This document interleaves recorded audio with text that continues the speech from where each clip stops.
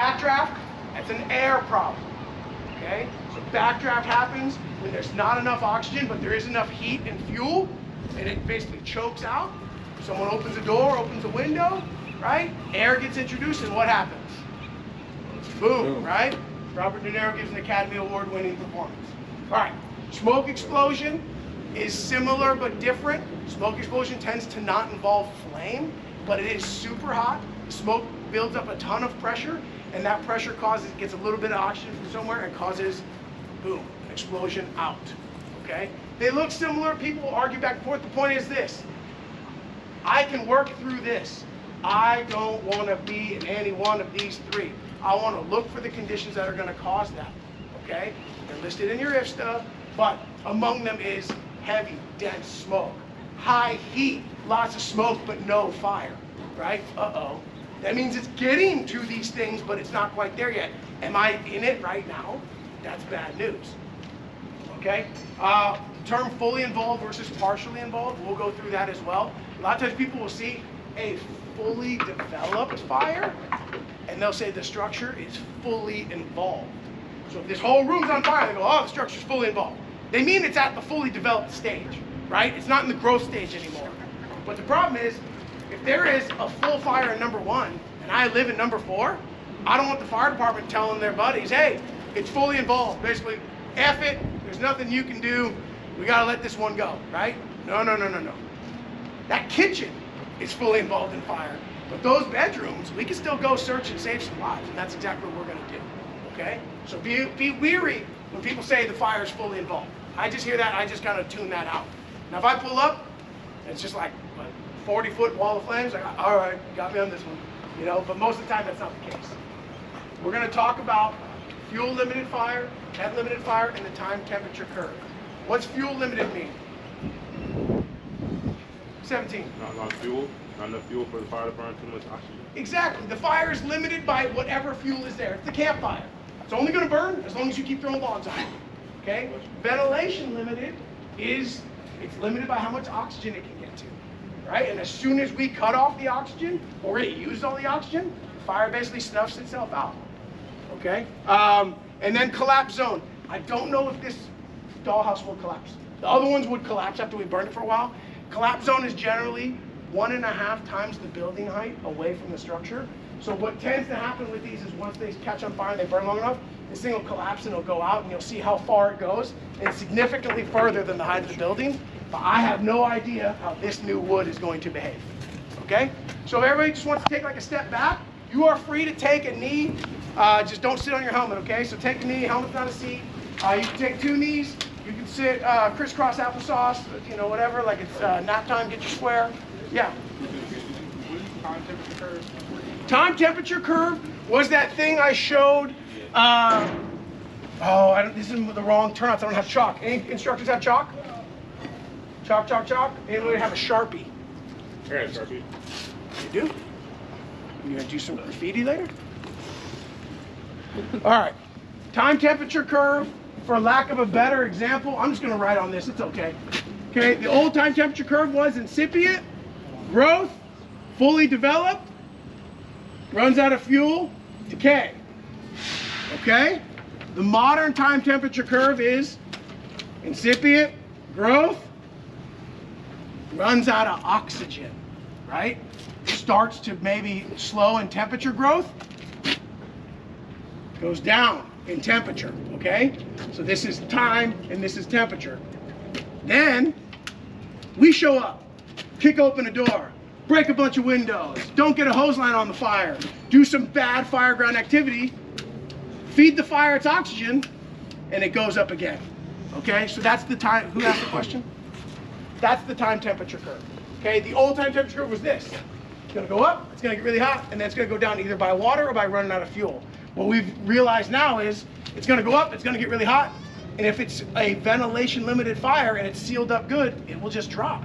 But if we show up and break all the windows, kick open the doors and leave them open, or even if the person leaving the fire just runs out of their, leaves their bedroom door open, runs out the front door, leaves their front door open, they're gonna feed that fire and it's gonna get hotter, okay? So it's time, over the course of time. This is time on this axis, This is temperature on that axis. Temp and time. Okay?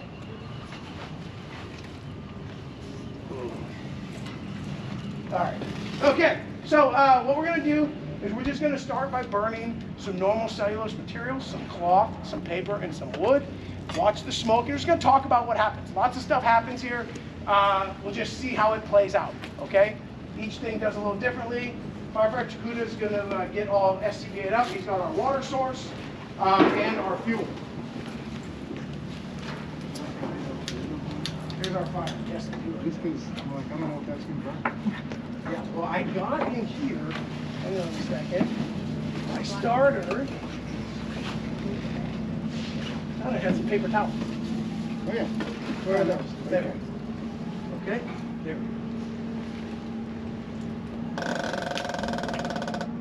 Does that sound? You guys were prompted by the fire alert. You didn't know on your own.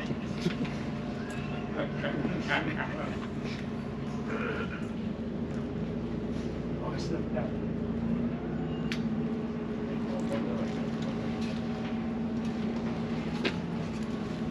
Now, if this thing's, sometimes these things are super tight with all the caulking and the insulation, and we end up having to just kind of throw a bunch of plastics in it, but there's something to be learned from that too. Okay, the smoke we're seeing right now is thin and laminar, okay? It's not puffy, it's not big, there's not a lot of it, but we do see it, right? It's an incipient stage fire. It's gray and white smoke. It's not filling up the space that it's in, okay? It's not filled with a bunch of like plastics or whatever. So as we work through this, just pass around the thermal imaging camera so you guys kind of see how they work, and it'll help us. I'll ask you whoever's got it. Just at some point, make it all the way through, and we'll talk about, hey, what temperature is it, you know? So now we see the smoke is actually dissipating as the fire burns hotter because it's burning cleaner with these cellulose materials. So there was a little bit of smoke coming out of here, and now as you start to see orange flame, it's basically more efficient. It's burning up all that smoke. It's not going to produce a ton of smoke. We start to throw dirty stuff in there, it'll get smoky again, or give it too much fuel. So that should give off, it'll start to off gas. See how smoke started again? That's giving us more of that laminar smoke. But in general, wood, paper products, they all burn cleaner. Now, let's take a piece of styrofoam and just put it in there so they can see how it'll get, these are hydrocarbon fuels. This is solid state gasoline, how it'll start to get sootier.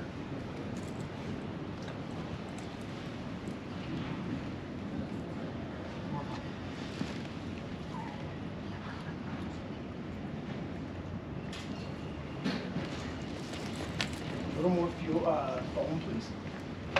So this foam represents, if you guys are taking apart like your IKEA furniture, that's what it all is, right? It's all just foam, you know, tightly packed, surrounded in a nice cloth.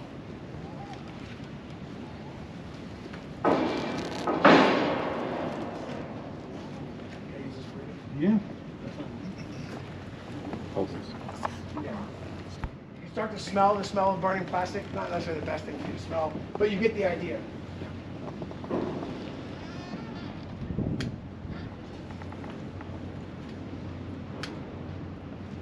What we're doing right now by keeping, actually this is not the one we want to keep open. I do want to show you this. So number 3 is the one they completely sealed up. So in the ideal world, how this box will behave, this is completely sealed up.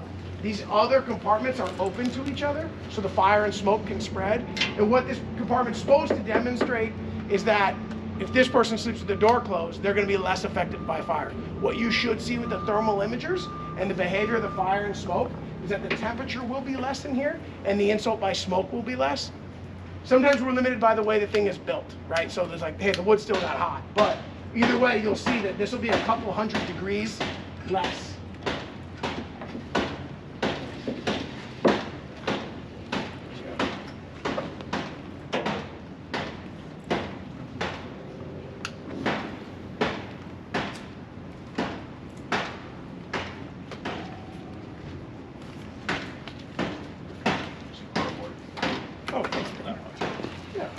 Cellulose material, some Class A material. Give me your signature, Roger.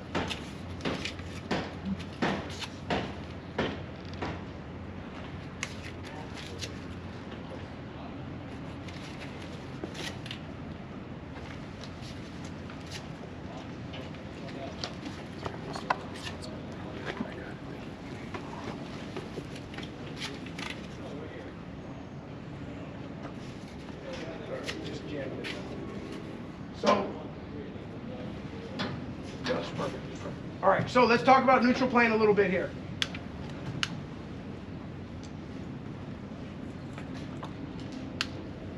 Come up here, number one. Point to where the neutral plane is, please. Right now, and I want to say like right here. Okay? Who agrees with that? Nice.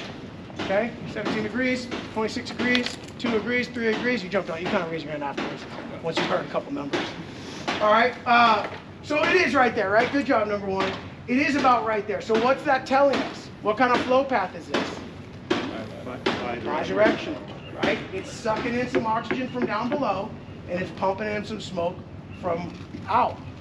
That kind of lets us know what? Where's the fire? We already know because we can see it. At grade and in that one compartment, right? We're providing all the ventilation for this fire right now. And here's how we know it can change.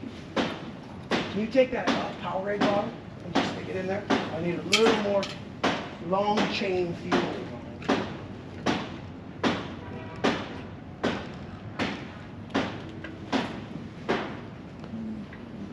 Gotta get it right on top of the pile. Perfect. Okay, so it's getting a little messy here, but you can see it's still about right there. Oxygen coming in, smoke coming out. So now we want to create a unidirectional flow path. Open number 4, please. Okay, so smoke's going to start coming out of here. Is there any smoke coming out of here? No. Okay, what did I say unidirectional flow path can sometimes indicate? Below grade? A below grade fire.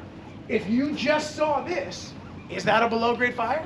Yes. Right? If this is the street level, that's what's happening, right? The fire's getting fed oxygen from somewhere else. Now it can be at grade with just like a back door open, but the point is that I've got smoke presenting from the entire compartment height. I don't have a neutral plane, right?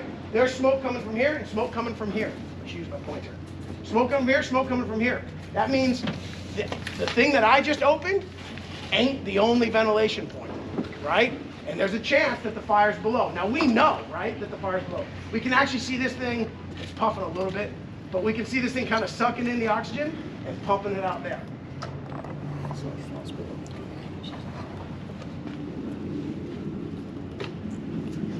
So you guys see that smoke getting sucked in, right? You see that traveling in and pumping out, right? Now let's see.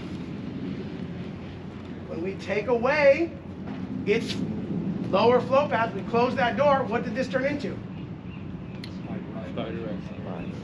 Almost bidirectional, right? Because we basically closed that basement door, we closed that back door, right? We changed that ventilation profile. It's got to get the oxygen from somewhere. Now, bigger buildings, it can get the oxygen from all the void spaces eventually, then it runs out, right? So it's not automatic. In this case, it's a small little dollhouse. But in other buildings, there's still plenty of air in Costco. If there's a fire in Costco, it can't be like, hey, close that man door. Like, I sealed it up, we're good to go, right? Well, no, it's got a whole warehouse full of oxygen that it's gonna get to use. But you can see that it'll either turn into a bidirectional flow path traditionally with a mid-level neutral plane, smoke out the top, air coming the bottom, or it'll start to chug, like if you were to open like a can of soda and pour it out, right? So it'll be unidirectional, put a bunch of smoke out, it'll run out of oxygen, it'll need to suck some back in, and it'll kind of like suck back in and then burp, out will come the smoke. So sometimes you'll see that. I thought I was gonna do it right there. It's getting ready to start breathing like that. Okay, so when it's gonna do it. Get super excited about this, I apologize. So when we start to see this, this is another indication for us. When we see something chugging and puffing and chugging and puffing, a lot of energy is present, right? There's a lot of potential. It wants to do something, and we might cause that thing. Watch out a second there, Kakuda. Sometimes we could cause the explosion because we give it a little oxygen, and it'll, sometimes I think it's going to pop.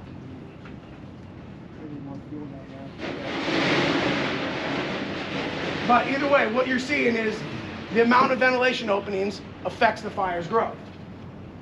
Let's get a big old piece of styrofoam. Get this thing going dirty faster.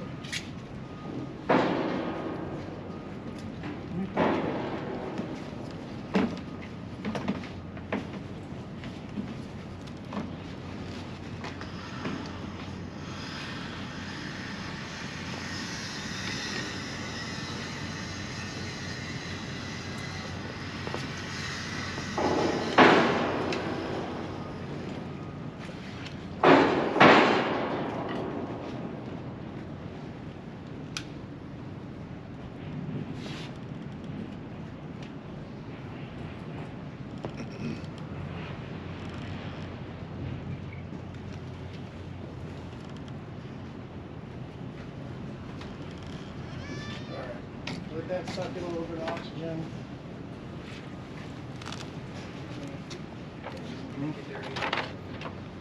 That's the 127th anyway. Who are those losers?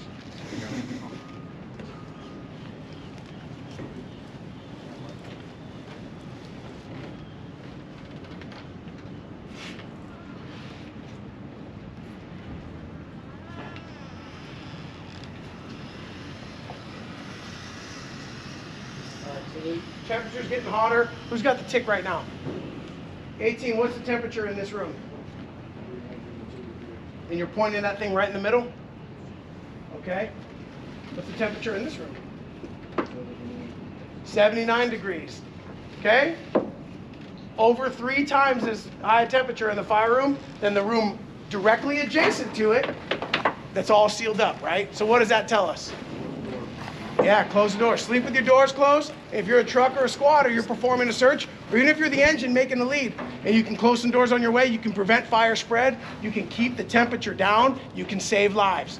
Fighting fire without even using any water. We haven't put any water on this thing at all. But by this being sealed up, 79 degrees, 300 degrees. Which temperature would you want to be in? 79 degrees, right? People pay a lot of money to fly to places that are 79 degrees. Okay. So let's take a look at the benefits of vertical ventilation, okay? So this is filled up with a bunch of nasty stuff, right? The people are living in there, they're sleeping there, they're on the mattress, they're crawling, they're trying to escape. Let's have Firefighter Takuda pull the 2 flaps for vertical vent, and we can watch how that changes. Get your temperature on there, 22. What's the temperature now inside this room? 122. All right, shut those back up, please, Takuda.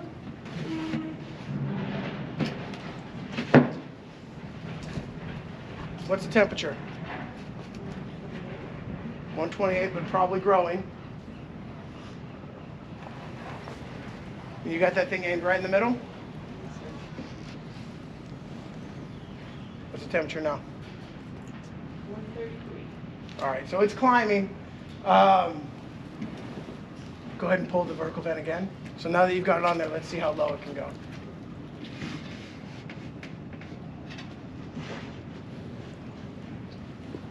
What are we at temperature-wise? 119. So does vertical vent help cool a structure? Yes, but here's what I tell you. For about this long, what haven't we put on this fire? Water. So we provided some ventilation, but without water, yeah, it temporarily cooled that down. You saw it caused lift, right? That smoke was pumping out of here. Now the smoke is going up and out the top. But unchecked, uncoordinated, all that ventilation will cause more oxygen to come in from the outside and cause that fire to grow, right? So vertical ventilation works when coordinated with the water. The only reason we're not putting water on this now is because we want this thing to burn by design. Yes, question number 20, what is it, 21? 21. So let's say the truck goes up and you've already got the horizontal ventilation on the second floor. Are you going to choose the vertical ventilation or just First of all, our truck companies are obsessed with vertical ventilation. It's cool looking, you're outside, right? So yeah, the trucks are going to go up to assess for vertical ventilation, but they're not necessarily just going to go up and cut a hole just cause, right? I'm a truck company officer. If we pull up to a fire that's already ventilated like this and say it's a apartment fire or house fire and they say there's victims trapped, I am not going to go assess for vertical ventilation. I'm going to go in to do search. So when all things being equal and there's a rescue squad coming for search and an engine on scene applying water, yes, the truck's always going to go up vertical because we do have a lot of balloon frame construction in this city. So vertical vent tends to solve backdraft, solves issues of balloon frame construction, and solves top floor fires. So it's always good to get somebody up on the top. The other thing in this city is there'd be another house here and another house here. So we wouldn't know what would be happening on the Bravo side or the Delta side or the Charlie side. So putting a truck to the roof to assess for vertical vent also allows them to look and see what's going on the other sides of the building. Because all we're gonna see is this in San Francisco. Walnut Creek, Concord, you just do what they call a hot lap. You run around, you come back like, hey, I saw it all. I know where the fire is, right? That's not a possibility for us. All right. Let's get some more.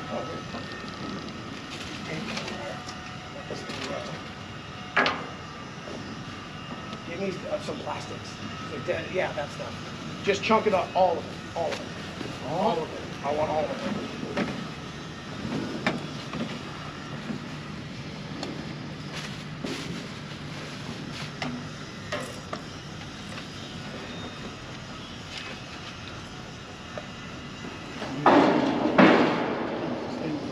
Yeah, but give me all these little thin ones.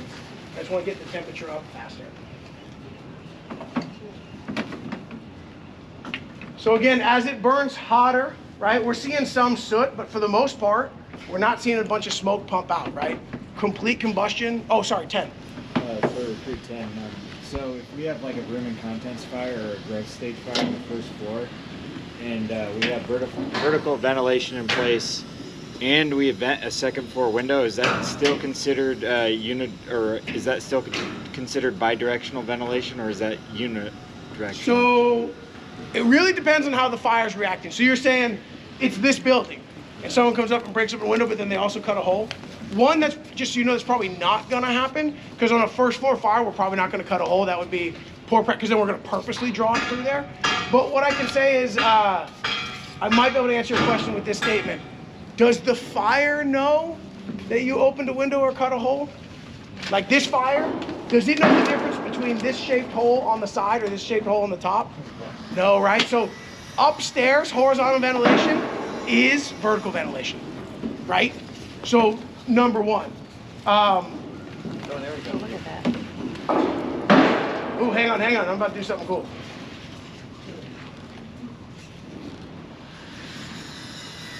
Drawing in. Come on.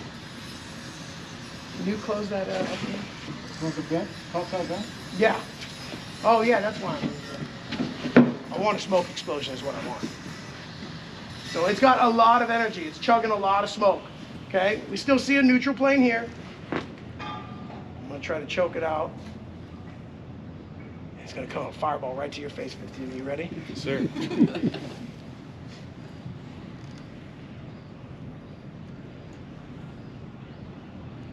Dang it. Give it a minute. Yeah, so to answer your question, any of that is hopefully going to cause a unidirectional flow path. So whatever this fire is, if we put ventilation above it, hopefully it finds that path of least resistance. That's where it wants to go, and then that gets the wind at our backs.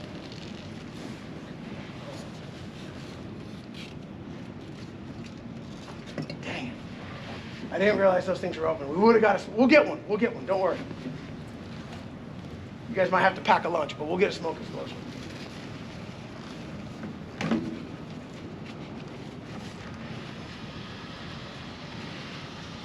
Just jam it with fuel, dude. Give me a ton of plastics. Anything in that box is in play.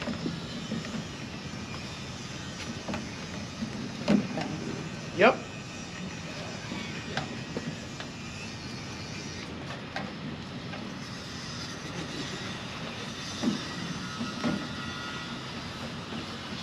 .42, is there some water bottles in that drum there, please?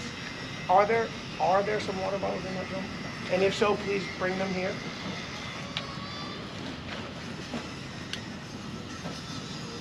I want a real sooty fire because I want to show vent point ignition. Right here, buddy. It's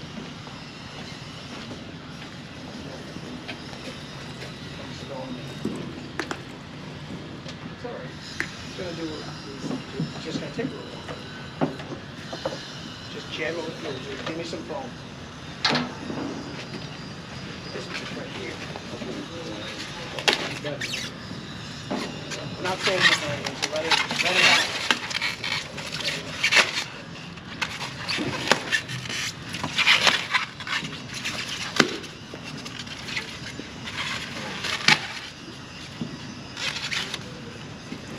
Where's the irrigation?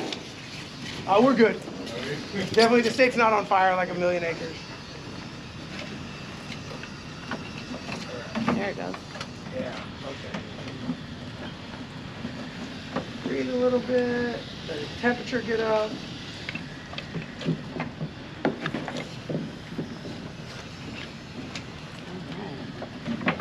So I'm trying to cheat the box a little bit and I'm jamming the temperature up. So I'm throwing a bunch of what they call long chain hydrocarbons, plastics, foams, all the stuff your furniture is made out of, in an attempt to just make that heat release rate rise rapidly, just because I want to get kind of to the point. I'd like to see this room flash over.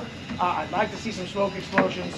So you can do this, you can take this thing and set it out in like 2 hours, but we're just trying to, like I said, I'm cheating.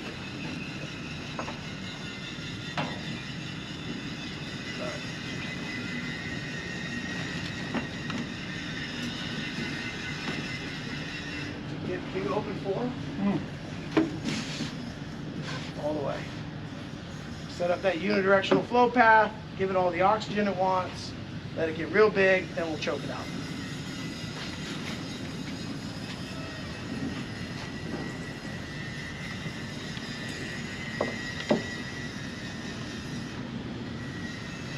Too much cellulose, I mean plastic. Yeah, plastic.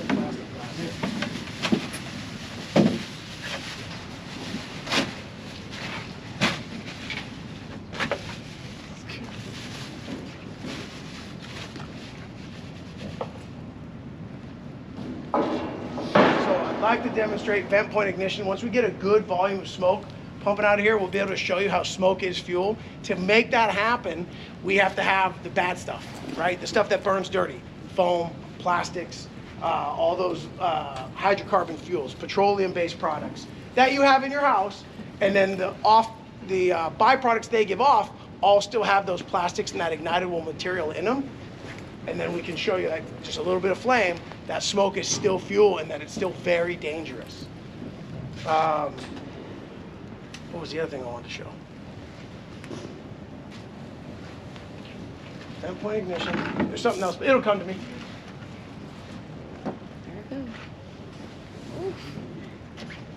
Oh, I know what I want. Firefighter Kuda, can you please get the pump can? Yeah. I want to show you what steam looks like. Okay? Here we go. So just hit the ceiling. Just a little squirt in the ceiling. Okay? So you can see it mixed up. Now, all right, now we're cooking, baby. All right. If you guys need to step back a little bit, you can. All right. So you can start to see the white smoke. That is the moisture burning off and turning into steam. So when he hit it, yeah, baby. When he hit it, you start to see that white smoke. That's that 1,700 times expansion. All right, give me the tick reading right here, number 18. What's the temperature inside that fire room? What is it? 1,200, okay? Ooh, I hate to I need you to take a little bit of heat on that. We're gonna lose the box here in a minute. Hit the ceiling, please. All right, notice what's going on over here? Vent point ignition, right? Tons of smoke coming out. Yeah, baby. Tons of smoke coming out, all really ignitable, but it didn't have any flame. Once it got, once it got to the right temperature, do you have your lighter? Can you try to light this smoke, please? It's got all that plastic, all that nasty stuff in it. He just needs to provide it some heat and the right mixture. Go up near here, yeah, where it's all thin. All right. Light it myself.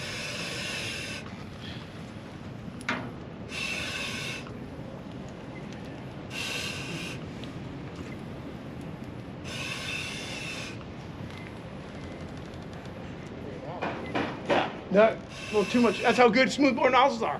That time smoothbore nozzle just totally kicked that fire's ass. Show that to those fog nozzle departments.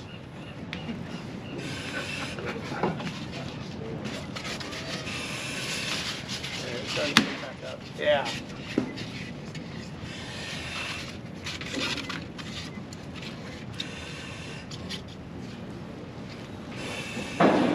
So, what kind of flow path do we have? This one's really demonstrated now.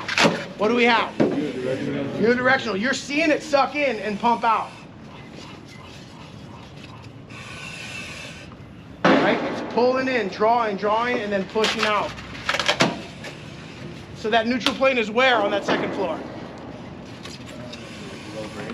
All the way to the floor, right? Hey, this fire has a ventilation point behind us or below us, okay? It's got to get oxygen from somewhere.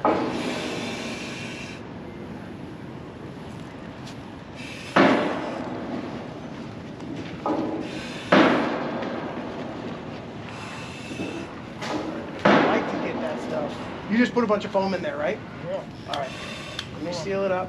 So you're gonna write that.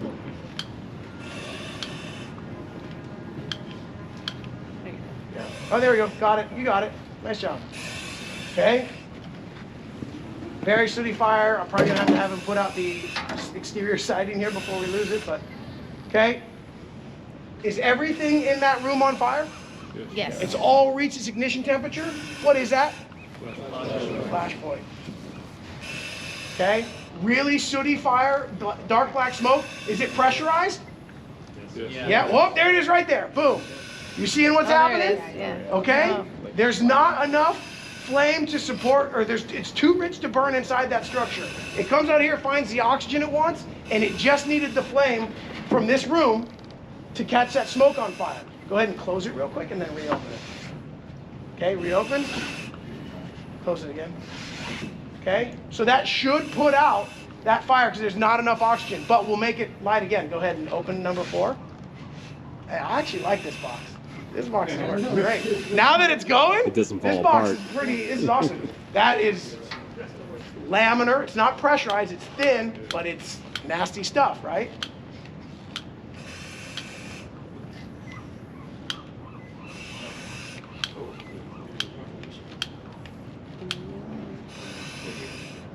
Boom, right there. Okay? Yes, 17. 217. So that brown smoke right there is how you can tell there's some plastics involved in there? Is that what No, you're so saying? the black smoke is usually plastics. Anybody know what brown smoke normally says? And I should have said this in the class. 28, you voted 3. You haven't spoken today, except to agree with 17. You asked what the brown smoke means? Yes. That there's going to be a backdraft like this? Oh no, I know what you're getting at. Total good if to answer no. I mean, yes, maybe, but not really. 26. 226. It's starting to burn wood. Yeah, the structure. Okay, so the old school rules, and there's a lot of exceptions to these rules. Old school rules was like white is incipient phase or steam. Water's been applied to it. Black is heavy, what do you call it? Dense fuels, plastics, gasoline, right? Lots of fuel left over in the smoke. Generally speaking, brown, you'll hear firefighters say when they see brown smoke, it's in the structure, right? Now the structural members are starting to go. The wood is starting to go.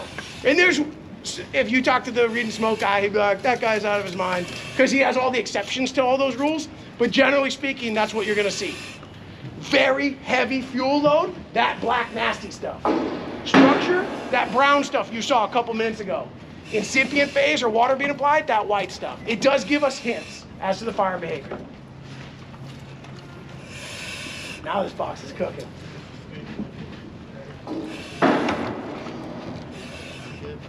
All right. Let's get a tick to that room right here, the temperature.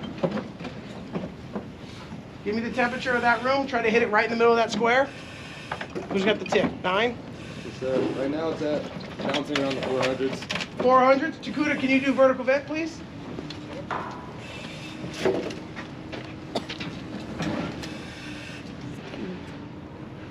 Okay, watch what happens.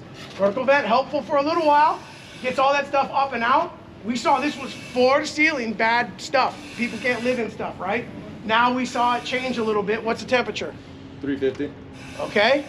Vertical vent does cool, but it's only for a little bit. If we let this go, it'll get to a higher temperature than it ever could have achieved without vertical vent. So the lesson there is, if it's getting too smoky, you can back up. The lesson there is, vertical vent must be what? Coordinated. Coordinated with what, 17?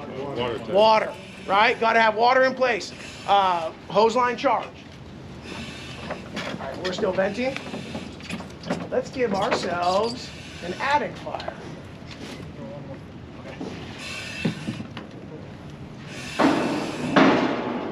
Okay. Flashover. Is this structure fully involved? No. No, right?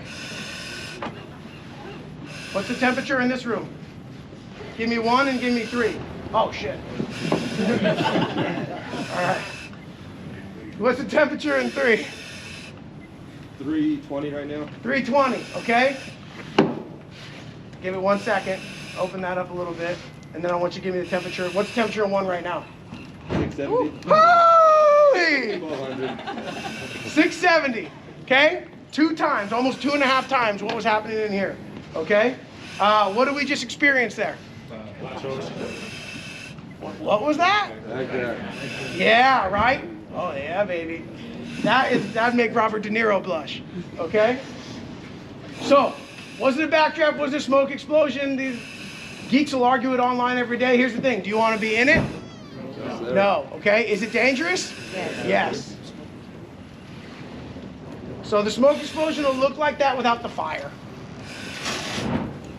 You guys hearing that? That's a lot of energy. Sounds like a freaking torch. And all of it was lit right here. 99 cents at Safeway. I know because I bought it.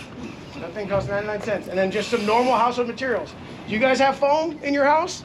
Yeah, that came from a TV box. Look at that. I'll just stare at it for a while. Like, man, I'm so glad I got this job. Okay? Flame coming out the top. Of concern for a vertical ventilation team, right? Okay, it's working, but this is actually an example of what can happen with uncoordinated ventilation. Has the fire room gotten better? No. Has that gotten better? No. No? So without the application of water, we ventilated the hell out of this structure, and what happened? Fire's on 3 floors, okay? So that's the downside of ventilation. The question in the back? Is there a hand up? Did I miss that? Yeah, go ahead, buddy. All right, let's see what the attic's doing. Could we close the... There you go, whoa. Close the roof ventilation things and open up compartment 5. Let's see if we can get this thing pumping out of the gable vent. Dude, I'm bummed Step is missing this. He was really nervous about this thing. It's working great. Can you open this one, number 5, please? I'd like to see it chugging out of there.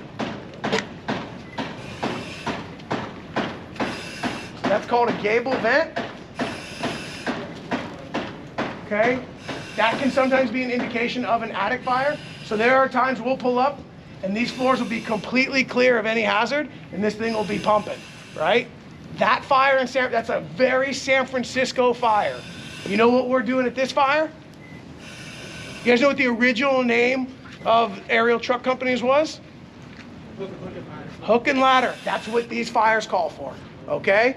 We're going to that top floor with hooks and ladders. Someone's going to go up and cut a hole. We're going to poke ceilings from the inside and apply water. Not willy-nilly, not everywhere, but exactly where we think the fire is. Yes, sir.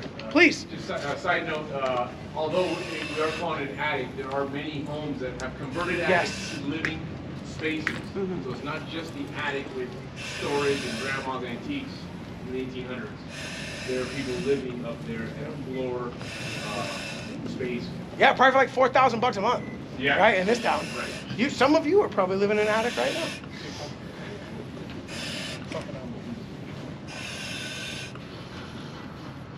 And please, other instructors, jump in if you see something or there's notes you want to add from your experience. Mike. I just want to say, as you're taking all these temperatures with ticks and all that kind of stuff, we're talking about inside the temperature, I also want you to start thinking about, and we'll get into it further when we get inside these boxes, your individual temperature.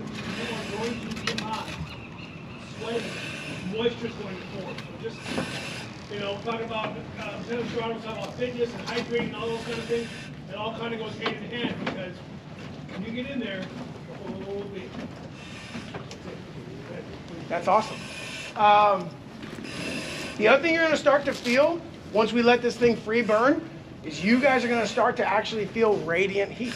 You can probably feel some of it now. As we open up, can you open up 2 and 4? Let's see if we can get the big ball of orange coming at them. Something they go home and brag to their wives about. All right. All right. So as the radiant heat, that heat of light gets, can you feel it on your face? Oh, yeah. I can feel it on mine. I'm really close, right? That's that radiant heat. That's one of the forms. You're going to go home and brag to your wife? Is that what you're saying? Oh. Yeah, right? So you're feeling that radiant heat. Okay? That is a form of heat transfer. Let's close them before we lose the doors. Otherwise, we'll lose the prop. Can you give me a little, yeah.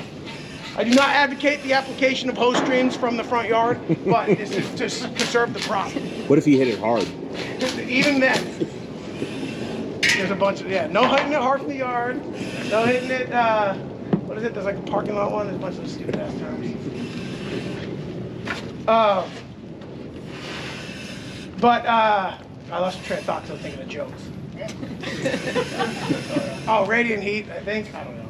Yeah. Anyways, different heat transfers, okay? So we're seeing the convective heat is that this smoke column, right? This feeling of heat on my hands, that is convective heat, right? That is air waves, okay? Radiant heat is through light. That's the thing that can light other structures. So we showed you that Geary Street video where the pipeline burst and they were trying to keep that other building wet because all that radiant heat from that gas-powered fire was just gonna dry out, heat up, and set on fire that building, which I always use the random business H&R Block, but I think that actually was an H&R Block next door to that. I used to say Starbucks, but we keep hiring Starbucks baristas. So I'm like, I don't care what they taught you at Starbucks. And some guy's like, Starbucks actually has a terrific leadership program that, and they pay for you to go to college. And you're like, oh, okay, whatever. Question. Yes, Group 12. How do you classify a type of fire if it's a combination? what do you mean? Like it's a factory and it's like class A and C. Oh, so like I don't pull up and say, we got an obvious Class A fire here. We don't necessarily do that, right? Like, it's pretty simple for us. We almost only ever use water as our extinguishing agent, so it's not going to change for us. For extinguishers are only used in the incipient phase. So your A, B, C, and D is only getting used at the beginning of that fire, right? Like you're in an office space and you have an extinguisher and you're going to go put it out, or your fire department's a small nuisance fire. But for us, water is the solution to almost all fires except for some Class B situations in which we'll use foam. Right? So it's almost always going to be the same cooling agent.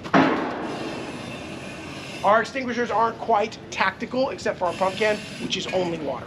The other extinguishers are kind of service-based.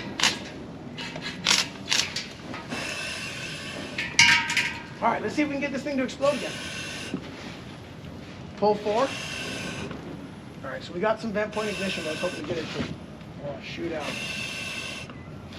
I'm going to start to lose number 1 here pretty soon. Is vertical vent still open? Yeah, the attic is just not. Oh, it's just the attic, okay. All right, one more time just for that learning point. Let's open all 4, and let's apply the thermal imager. You guys see it? What's the temperature here, and what's the temperature in the other compartments? Number 3 is 350. Number 1 is 1200. What's 4? Number 4 over 1200. Okay, what's 2? 1200. 1200, okay? Which one do you want to be in? Right? Number 3 can't even cook a piece of salmon, okay? So, pretty big fire, going pretty hard. What happens when firefighter Takuda and I try to close this whole thing up? Big, radiant heat, we're all feeling it, right? Hit them all.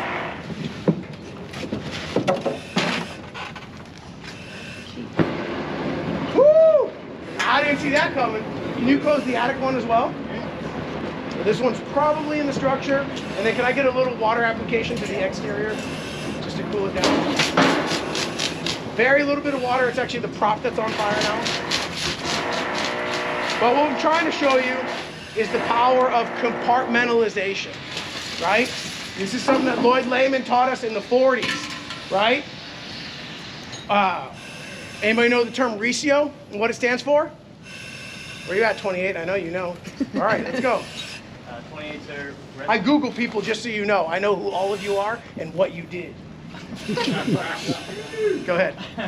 R is for rescue, E is for exposure, C is for compartment, another E is for extinguishment, and O is for overhaul, and then there's ES as well. Okay, R for rescue, our top priority. E for exposure, stopping it from spreading. C for containment or confinement.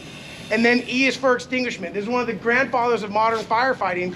His point was confine or contain the fire first, then extinguish it, not extinguish first. So we just contained it, right? We just closed a bunch of stuff. Let's see how it's doing when we open it back up. Remember that big wall of flame? It's gone. No water, just from containing the fire, right? Just from confining it a little bit. Now, we also robbed it of oxygen, which things about to change.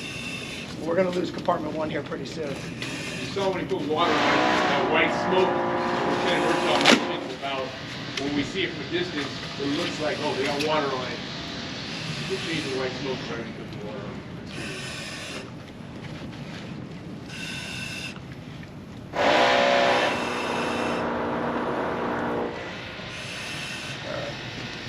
What time are we at?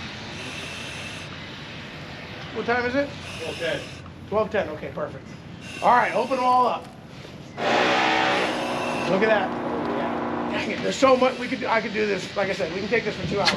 I want you to get the concept of the smoke though. So let's actually, Takuda, Q codes 2 and 4 real quick. We'll just talk about it one more time. Volume, velocity, density, and color. Okay. Thin, laminar smoke. Pressurized, right? See how it's pumping? Okay. Density. Not very dense. Getting pretty dense. Oh, that's lapping. Right there was lapping, right? There's no fire up there, but some heat and fire from here. Caught that one. I bet you I can catch this on fire. There you go. Okay, different concept. But now we don't have the smoke characteristics. But back to those original things. Volume, velocity, density, and color. What color is the smoke? What's that telling me? What volume is it? Is it a little bit of smoke? Is it a lot of smoke? Thick? Right? All of those things matter to us. Yeah, this thing's going stem to stern. Oh, it's out the back. Out the back? Yeah. About to have a unidirectional flow path out of. All right. So go ahead, Ryan, if you could open up 4 halfway. I just want to talk about the smoke. Just close it a little bit. We're past the smoke talk now. It all wants to be on fire. Let's just let it do what it wants. What do you say, guys? All right? Yeah. Yeah.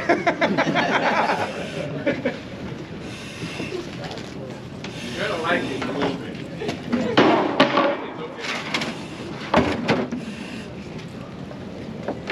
At a certain point, we lose the prop, unfortunately. You guys can step back. We're judging you, but you can step back if you want, if you need to. Just kidding, please. Your safety is paramount. I care about it.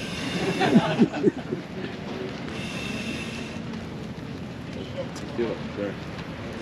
You guys feel that radiant heat? Oh, yeah. That stuff is hot. Okay. Let me,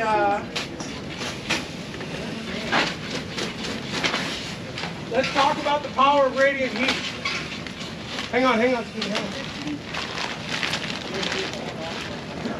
Let's see if I can get this to catch on fire without touching it. Actually, I can't. Can you? Try to make it Like, not I wanna touch the see flame, this. but see if it ignites. It's hot as hell. See how he's not? Can you guys see? Can everyone see from that angle? He is not touching the flame. Radiation. What's that? Yeah. Radiation only. All right? That's heat transfer. So freaking hot, it set a piece of paper on fire a foot away. That was awesome. So the only thing we want to do now is just watch it collapse. So you guys may want to get up on your feet, maybe move back a little bit. You doing some kind of weird vogue thing, number 30? Oh, hey, actually, that's a great point.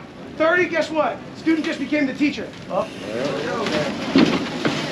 that was not part of my plan. All right. Hang on, don't put it out yet, Takuda. Don't put it out, just move the chair. All right. Everybody, yeah, put it right in front. I want to talk to them about shielding. Heat shielding. This is a great chance to talk about that. Take your glove off your hand. Put it in front of your face. Then take it away. You feel the difference? That's the power of your PPE. But instead of a glove, let's make that a small pony wall in a house. Let's make that a door. Let's make that a corner. Do you see how just a little bit of shielding can reduce the temperature and change your operation? Okay? I don't know if it'll work here. Let me see. Try taking the knee. Temperature go down a little bit. Okay? So you start to see the benefit of those little tactics, right? Using the building contents as a shield. Maybe using like the Proby as a shield, right? We'll put you out there first. We'll hard body. Okay, use your body. Operation Human Shield. Okay, but your PPE works. The gloves are probably among the weakest among your PPE, and you can see, put it to your face, take it away. You see the power of getting something between you and the heat source. Okay? You see the power of getting low. When you're standing up, heat rises, you're taking all that thermal insult, you drop the knee, you only move like 1.5 feet, but all of a sudden, you've reduced your thermal insult. You can now work longer. You now will consume less air. You guys see the benefit of that? Yes, sir. All right. Instructors, anything to add? All right, wonderful. Questions? Did everyone get to look through a tick? Anyone not get to look through a tick? All right, so just another way to see them, they're a really cool tool. They have a ton of benefits related towards the search for and extinguishment of fire and also the search for and rescue of victims. All right, yes, Mariano.